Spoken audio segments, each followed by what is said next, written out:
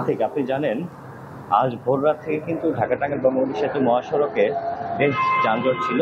পরে বেলা বাড়ার সাথে সাথে সেই যানজট থেকে ধীরগতি তৈরি হয় এবং ধীরগতির পরে কিন্তু দুপুরের পর থেকে ঢাকা টাঙ্গাইল বঙ্গবন্ধু সেতু মহাসড়ক স্বাভাবিক অবস্থায় রয়েছে। তবে স্বাভাবিক অবস্থায় থাকলেও এই মহাসড়কে বাড়তি যে গাড়ির চাপ রয়েছে সেই চাপটি কিন্তু এখন পর্যন্ত লক্ষ্য করা যাচ্ছে। আপনি যদি দেখতে পান এই মহাসড়কে কিন্তু গাড়ির শুধু হেডলাইটগুলো দেখা যাচ্ছে এবং এখানে কিন্তু ব্যক্তিগত যানবাহনের পাশাপাশি ট্রাক এবং বাসও আছে। এছাড়াও আমি আপনাকে জানাতে চাই, গত 24 ঘন্টায় কিন্তু এই ঢাকা টাঙ্গাইল বঙ্গবন্ধু সেতুর যে বঙ্গবন্ধু সেতু টোল প্লাজা রয়েছে, বিগত 26 বছরের রেকর্ড কিন্তু তারা ভঙ্গ করেছে। তারা রেকর্ড করেছেন, সেই রেকর্ডটি হলো যে 3,80,00,000 টাকার তারা টোল আদায় করেছেন, যা 26 বছরের মধ্যে এইবারই সর্বোচ্চ টোল আদায় হয়েছে এবং এতে আপনার প্রায় 54,000 গাড়ি কিন্তু পারাপার হয়েছে। এছাড়াও এই যে ঈদে ঘরমুখী মানুষ যারা রয়েছেন তাদের নির্বিঘ্নে বাড়িতে যারা স্বজনদের নিয়ে যারা ঈদ করতে পারেন, সেজন্য কিন্তু এখানে যারা পুলিশ প্রশাসনের পক্ষে কাজ করছেন, পুলিশ সদস্য কাজ করছেন, প্রায় 700 পুলিশ সদস্য এই মহাসড়কে মোতায়েন রয়েছে। এছাড়াও আমি আপনাকে আরেকটু জানাতে চাই, এখানকার যে সেতু কর্তৃপক্ষ এবং এখানের পুলিশ সুপার রয়েছেন তার সাথে কথা বলেছি, তারা জানিয়েছেন গতবারের মতো এবছরও এই মহাসড়কে নির্বিঘ্নে যেন মানুষ নিরাপদে বাড়ি ফিরতে পারে সেই জন্য কাজ করে যাচ্ছেন তারা। আতিক। জি মাসুদ, অনেক ধন্যবাদ। টাঙ্গাইলের খবর আমরা জানছিলাম। এরই মধ্যে নীল মাহবুবও যুক্ত আছেন আমাদের সাথে। নীল মাহবুব, আপনি কল্যাণপুরে রয়েছেন, এর আগে মহাখালী বাস স্ট্যান্ডে ছিলেন, সেখানেও আমরা দেখেছি যাত্রীদের চাপ। এই কল্যাণপুর বাস টার্মিনালে যাত্রীদের চাপ কেমন দেখছেন, কি খবর আছে? নিশি, মহাখালী বাস টার্মিনালে যে দুর্ভোগের এবং ভোগান্তির কথা আপনাকে বলেছিলাম, খুব একটা বিপরীত চিত্র কিন্তু এই মুহূর্তে আমি যখন কল্যাণপুরে আছি সেখানে নেই। এবং আমার পিছনে আসলে এই মুহূর্তে আপনি যে বাসগুলো দেখতে পাচ্ছেন, নিশি আপনাকে জানিয়ে রাখি, এই বাসগুলো কিন্তু 10টা বা 10:30টার বাস নয়।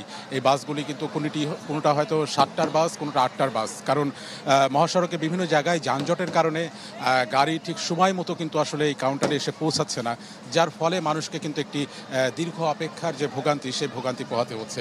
এবং আমরা এই কাউন্টারগুলোর সামনে এসে দেখেছি যে কাউন্টারের ভিতরে আসলে জায়গা হচ্ছে না, কারণ 2, 3 বা 4 গাড়ির যাত্রী যখন আসলে দীর্ঘ অপেক্ষায় একত্রিত হচ্ছে তখন কিন্তু কাউন্টারের ভিতরেও জায়গা হচ্ছে না, ফলে কাউন্টারের বাইরে অপেক্ষা করতে হচ্ছে। এবং এই যে ঠাসাঠাসি অপেক্ষা, সেখানে কিন্তু গরমে আমরা দেখেছি যে প্রচণ্ড গরমে কিন্তু তাদের নাভিশ্বাস অবস্থা এবং সবাই ভিজে নিয়ে কিন্তু একাকার অবস্থা। আর বাড়তি ভাড়ার কথা যদি বলি, তাহলে নিশ্চয়ই বলতে হয় যে ঈদ কেন্দ্রিক একটি সিন্ডিকেট তৈরি হয় এবং সেখানে কিন্তু বাড়তি যে ভাড়াটা, সেই ভাড়াটা কিন্তু আসলে সেই ভোগান্তি সাধারণ যাত্রীদেরকে পোহাতেই হয়। সেই বাড়তি ভাড়ার অভিযোগ কিন্তু এখানেও আছে এবং সবচেয়ে বড় কথা যেটি, গাড়ি আসলে সময় মতো আসছে না। তো এই ছিল এখান থেকে সর্বশেষ তথ্য। নীল, আপনাকে অনেক ধন্যবাদ। এর মধ্যে আমরা দেখতে পাচ্ছি কমলাপুর রেল স্টেশন থেকে প্রিন্স আমাদের যুক্ত হয়েছেন। একটু আমরা রেলপথের খবরও জেনে আসছি। নিশি, আশিকিন প্রিন্স, আপনি সন্ধ্যা 7টার আপডেটে দেখাচ্ছিলেন বেশ উপচে পড়া ভিড়ই দেখা যাচ্ছে, এখনো সেই অবস্থা দেখছি, একটু বিস্তারিত দেখাবেন সেখানকার চিত্র?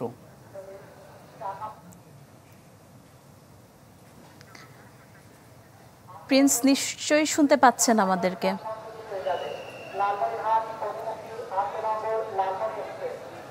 প্রিন্স, আপনি আমাদেরকে শুনতে পাচ্ছেন নিশ্চয়ই?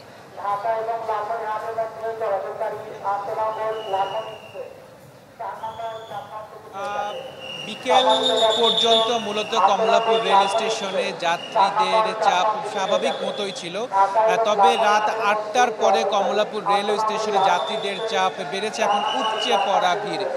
এখনকার চিত্র যদি আপনাকে দেখাই, আপনারা যে ট্রেনটি দেখতে পাচ্ছেন এটি লালমনি এক্সপ্রেস। এই ট্রেনটি যাবার কথা ছিল রাত 8টার দিকে, কমলাপুর রেল স্টেশন ছেড়ে যাবার কথা ছিল, কিন্তু মূল যে ট্রেনটি, সেই ট্রেনটি এখন পর্যন্ত কমলাপুর রেলওয়ে স্টেশনে এসে পৌঁছায়নি। ফলে অতিরিক্ত যে বগি আছে, অতিরিক্ত বগি এবং অতিরিক্ত ইঞ্জিন দিয়ে মূলত এই ট্রেনটি এখন চালানো হচ্ছে। যখন এই ট্রেনটি প্ল্যাটফর্মে এসেছে তখন যাত্রীরা যে যার মতো পেরেছেন এই ট্রেনে ওঠার চেষ্টা করেছেন এবং আসলে কোন বগিতে কে উঠেছেন, কার সিটে কে বসেছেন, সেটা কিন্তু আসলে এর কোনো হদিস নেই। যারা টিকিট কেটেছেন তাদের অনেকেই কিন্তু এই ট্রেনে উঠতে পারেনি, ফলে অনেকেই যারা টিকিট কেটেও অনেকেই এই ট্রেনে উঠতে পারেনি, ফলে তারা বাড়ি যেতে পারছেন, অনেকে ফিরে গেছেন। এছাড়া টিকিট ছাড়া অনেকেই এই প্ল্যাটফর্মে প্রবেশ করেছেন, ট্রেনে প্রবেশ করেছেন, ফলে যারা টিকিট কেটেছেন তারা ট্রেনে উঠতে পারেনি। এবং আপনি দেখতে পাচ্ছেন ট্রেনের ছাদে অতিরিক্ত যাত্রী হয়ে যাত্রীরা কিন্তু জীবনের ঝুঁকি নিয়ে এই ট্রেনটিতে উঠেছেন। হয়তো বা কিছুক্ষণের মধ্যেই এই লালমনি এক্সপ্রেসটি লালমনিরহাটের উদ্দেশ্যে ছেড়ে যাবে। শুধুমাত্র লালমনি এক্সপ্রেস নয়, এর আগে দ্রুতযাত্রী এক্সপ্রেস যেটি চলে গেছে সেটিও কিন্তু প্রায় 1 ঘন্টা দেরিতে কমলাপুর রেল স্টেশনে ছেড়ে গেছে। এবং সেখানেও কিন্তু একই রকম অবস্থা ছিল। যদিও রেল কর্তৃপক্ষের পক্ষ থেকে বারবার বলা হচ্ছে ট্রেনের ছাদে ভ্রমণ না করার জন্য, কিন্তু আসলে এখানে কেউ কারো কথা শুনছেন না। যাত্রীরা যার যার ইচ্ছা মতো ট্রেনে উঠছেন, ছাদে উঠছেন। মূলত এই ছিল সর্বশেষ তথ্য কমলাপুর রেল স্টেশন থেকে।